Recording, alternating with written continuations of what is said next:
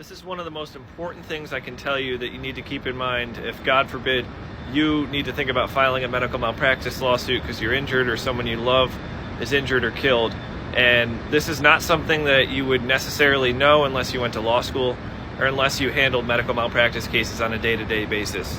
Please make sure that the lawyer or the law firm that you are engaging or consulting with knows the correct medical expert to consult to ask about your case. What do I mean by that? So most states have laws that prevent you from filing a lawsuit unless you get the case reviewed by a medical expert who's qualified in the field of medicine that the case is about, who gives you a written opinion that there's basically a good chance or a reasonable probability that there was a negligence.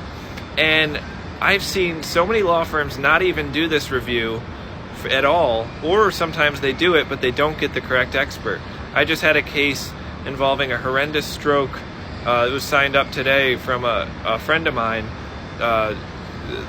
The client's dad had a horrific stroke that's rendered him completely disabled, and they got the case reviewed by what's supposed to be a well-known firm here in the city, but they never got the case reviewed by a neurosurgeon. And neurosurgery is what the case is about. The claim potentially would be that they didn't do neurosurgery soon enough, and that a neurosurgeon should have done neurosurgery to correct a brain bleed, which would have prevented the brain damage. And they never got the expert review of a neurosurgeon and told the client that they couldn't help. So, this is complicated stuff, but you never really know how much effort the firm is or is not putting into your case. So make sure you ask whatever lawyer or law firm that you're hiring, what experts did you get? What experts did you consult? What specialties are they from, and what did they say?